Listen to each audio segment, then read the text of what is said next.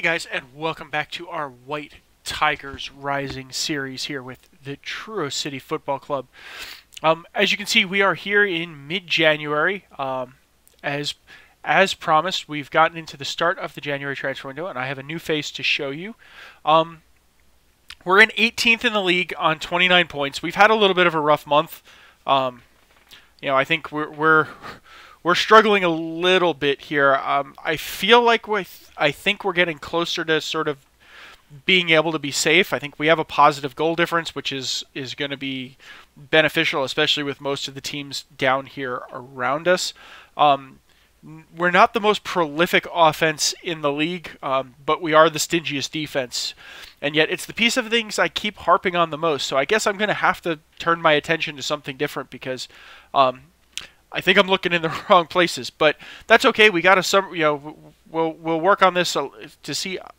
I will see if I can work on this a little bit in this transfer window, but I think we're going to have to see if we can hold out to the summer on it. Just a quick look at the squad. We have a new face in, a new center back. We've been very, very inconsistent at the center back position here. So we brought in a 21-year-old Nigerian. So he's decent value. We have him on a hot prospect contract, so he's only making $26,000 a year, and we have him for a couple of years. Good acceleration, jumping reach, balance again's a little bit of a problem, but good fitness, strength, heading, marking, phenomenal tackling. So I think he'll fit in nicely next to Russell Brown in there. So I'm reasonably happy. He's a Newcastle product. Made 6 appearances at FC United of Manchester, and then has come in for us and done a solid job so far. Just a quick look at the squad. So Vertonen is our leading goal scorer with 8.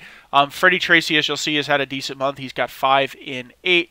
Assist-wise, Dion Pereira and Kelsey Mooney, our wingers, are starting to push some assists in, but we really need better production from them. Our center back, Russell Brown, is a yellow card machine. Kelsey Mooney's really been probably our best performer across the board, along with Wes McDonald, sort of consistently.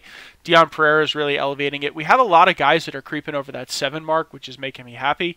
We're getting a fullback in, keeper's doing well, center back in there. We really need to kind of, Miles Kenlock at a 6.85. Okay, it's not terrible. We do have some laggards in the crowd here. So we're trying to get rid of Adam McGurk. He doesn't want to be here, and I don't really want him here anymore because he's a whiner. So I'm trying to get rid of him. So we're trying to move. We're trying to move him on. Otherwise, I think we're in fairly decent shape so far. So that's it for the intro, guys, and I'll see you in the first highlight.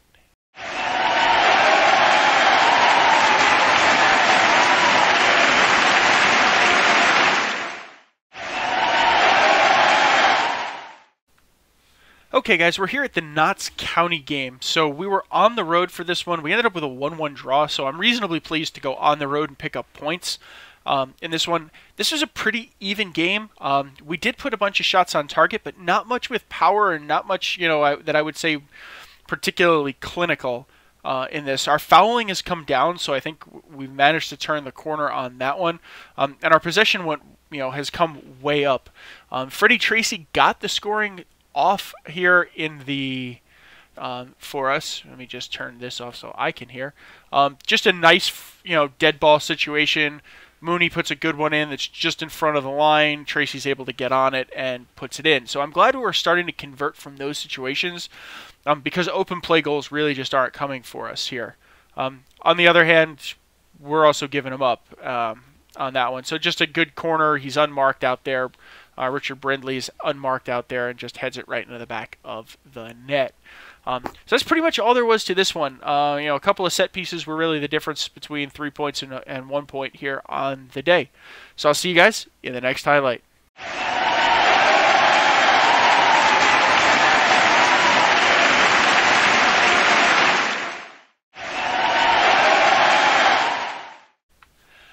Okay, guys, we're here for the Cornwall Derby between Truro and Plymouth for the first one of this season here in League 2 at Brickland Park.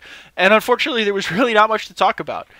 It was 0-0. They were all over us. We've managed to cut the fouling way, way down, which is really cutting back on our vulnerable dead ball situations, which is good because that's really helping our our goals against average here and helping push us up. The flip side is we couldn't make anything happen. We had 11 shots on target, 11 shots on goal, 3 shots on target. We couldn't convert anything. They only had 1 shot on target the whole game, so it was a pretty even affair overall. So I'm pleased that we're now playing probably our toughest rival and our best benchmark through this entire series. We're playing them in league a lot tougher. Just a little disappointed we didn't get out of here with anything other than a point and no goals. So that's all for the Cornwall Derby. Sorry this one was a little disappointing, but see you in the next highlight.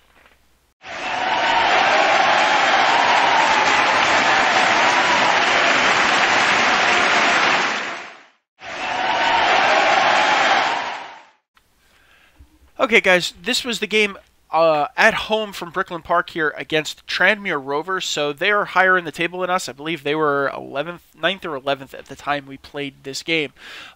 Unfortunately, we couldn't do much with it. We ended up losing 2-1. Our goal was really more of a consolation goal than anything else out of it. Again, I'm disappointed we're not converting from open play, and I really have to start figuring out why, because it's killing us. We had 14 shots. We put 6 on target, and we put 1 in. They only had 4 on target. They put 2 of those 4 in there. So I'm a little disappointed with how things went. But Armani Daly got the scoring open. We're sort of on the back foot out of the gate here. You'll see again just a nice skip over, missed tackle, far post cross. Daly's right there and gets away from his man and just knocks that one in. Unfortunately, our fullback got picked on there pretty badly. Ben Thompson then sort of put the game, I don't know if out of reach isn't necessarily the right, but it was a good through ball right between the center backs, and unfortunately he got a step on his man there and just put it away. I'm hoping that our new, he managed to get around Baldwin on that one, so I'm really hoping that our new center back is going to help cut down on some of that. Again, here you'll see a set piece situation. They don't clear Veal, probably offside, all things considered, looking at it again. I questioned it a little bit when I saw it the first time, but they didn't clear out the lines on a set piece. We managed to get a decent cross in. Veal's in a good spot, and that's all she wrote on that one. So overall, we played pretty well against a better team, but we just couldn't salvage anything from it. So that's it for this one. See you in the next highlight.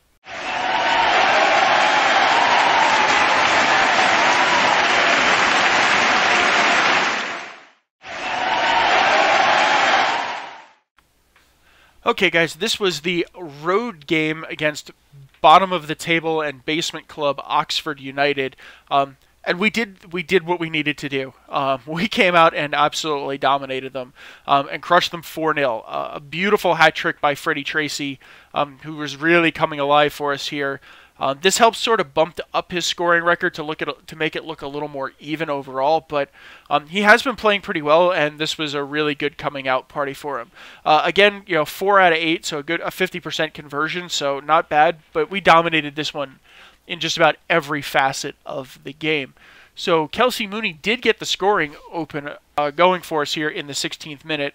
Again, really good wide play for us. Tracy gets the shot in there. Lumley manages to deflect it, gets another one. He deflects it again, and Mooney's right there to clean it up. But the style of goal is becoming more of what we're aiming to do. This wide, play wide, get it to the wings, get that cross in as soon as possible, and then somebody up top to clean it up. So Freddie Tracy started his scoring here in the 35th minute. Again, good circulation. We got a fullback out wide, finds Tracy just beautifully open on that side. Muggeridge is able to get a pinpoint cross in, and Tracy buries it on a one-time shot. 2 minutes later, he's at it again. Almost a carbon copy goal.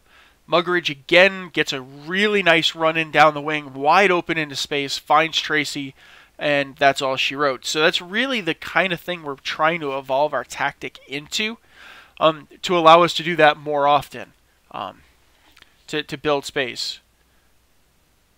And you'll notice Mooney out wide, Tracy right at that near post. Freddie Tracy knocks that one in. So we're trying to keep the tactic evolving to create more of those opportunities for us. So a great win against the bottom of the table team. It was 3 vital points that helped keep us kind of ahead of our point tally that we need to keep up to stay safe, and a good win overall. So I'll see you in the next highlight.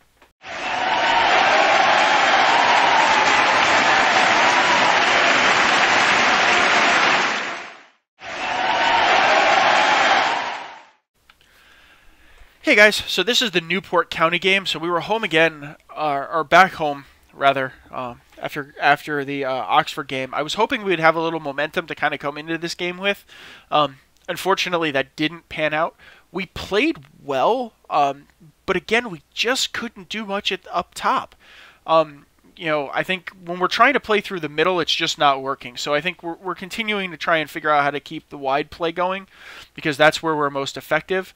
But again, we only put 1 in with 6 shots on target. And again, it was more of a, well, we drew it up and then instantly gave 1 back. Newport just played highly effective on the counter, got a lot of shots in there, and Lloyd Allison played pretty well to keep us in this particular game. So Eddie Jaycock got their score up for them in the 50th minute. Again, just a clean break. He gets space in on the defense, takes a step, gets a little bit of room, and manages to bury it in the top corner on that one. So Tom Phipp manages to get us back, in this one again. More unlucky than anything else for them. They took it off of Pereira, but Phipp was just in a good place. Not a bad counter, but again, where we slowed things up. So I'm working on trying to increase the tempo of what we're doing, because why play with a better tempo? We're countering more efficiently and more effectively on. Unfortunately, right off the play again, insta highlight, same problem that we just took advantage of. They did. Jaycock was coming in. He got tackled off the ball. Collins happened to have been wide open in a beautiful spot, and he nails that one into the back of the net. And that's all for that particular game. So I'll see you guys in the next highlight.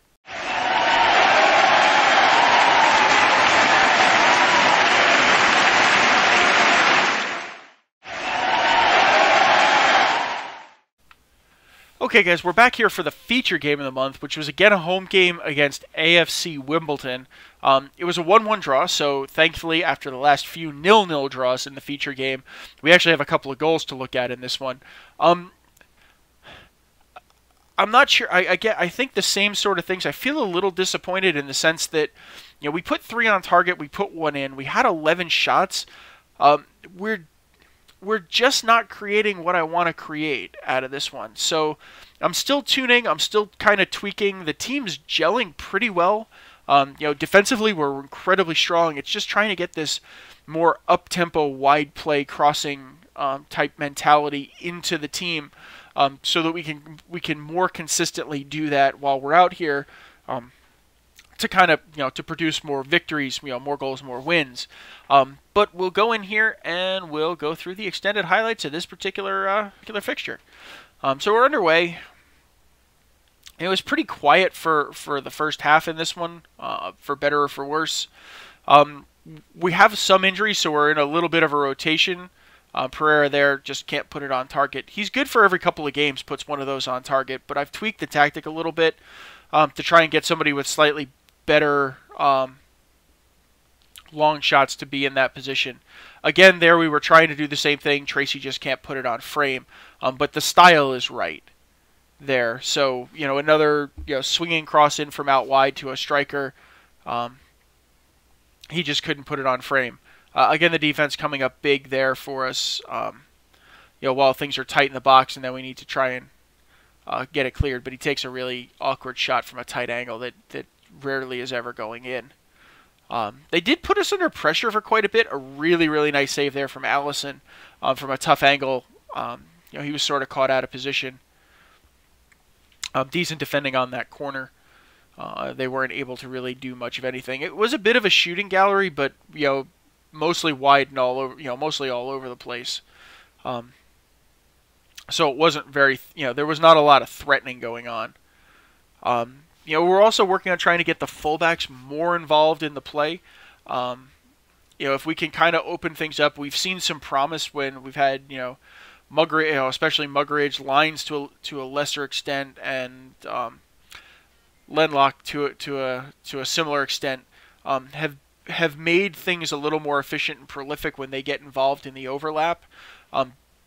So we're trying to balance back and forth between the overlap and getting early wide crosses in.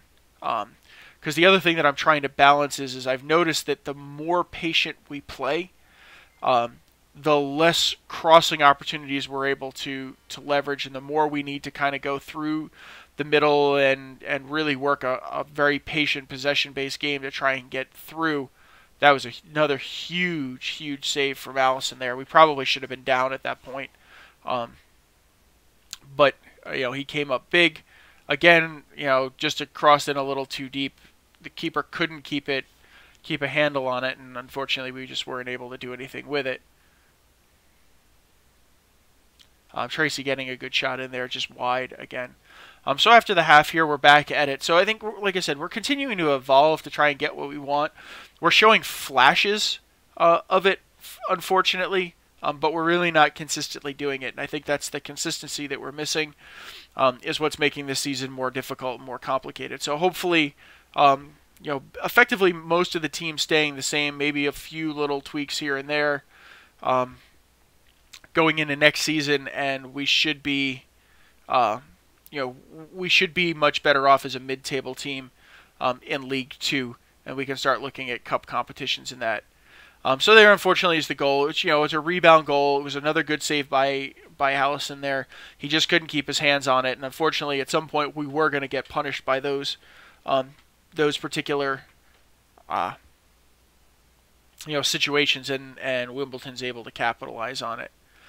We did a very poor job of kind of getting out of our own end and getting out of our own way, unfortunately, which certainly didn't help any situations for us. So we just really aren't able to, again, sloppy passing, things like that. So it was just a very inconsistent and poor day, which is unfortunate because Wimbledon was a game that we really needed to do better with and really get more points out of, especially since we're going into some tougher games this month against Doncaster and some of the bigger teams in the division. I was really hoping that we would be in a better situation. Again, nice move. Pereira gets Mooney out wide and finds Vertonen right there. And those are the goals we're scoring like clockwork. We're incredibly clinical on those goals. We're not missing very many of them. And that's the kind of stuff that we want to keep, those are the kind of opportunities we want to keep producing.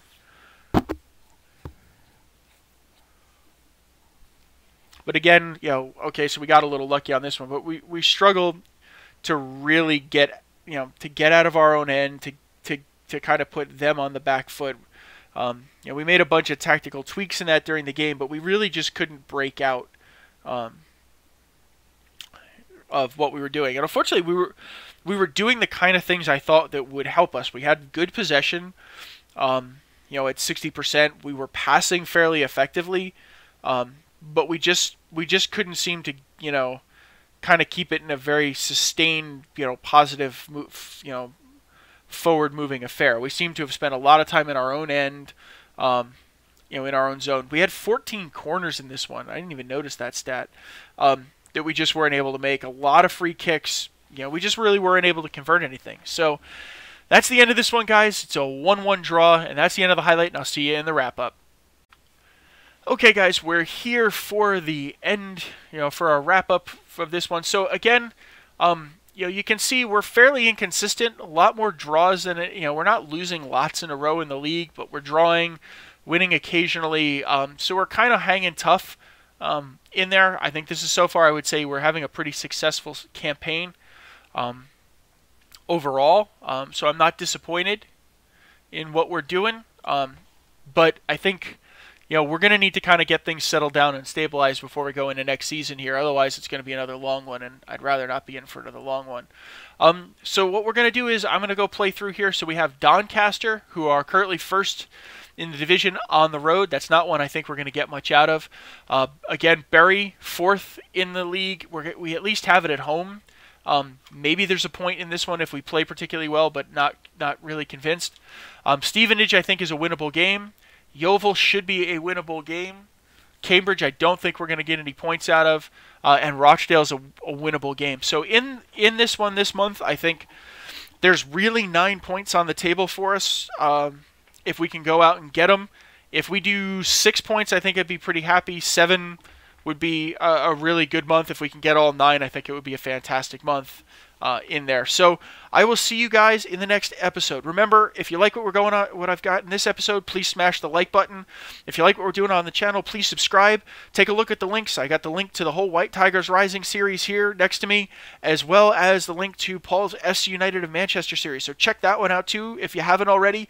He's got some great stuff going on in League 2 there as well. And I'll see you guys in the next episode. Bye now.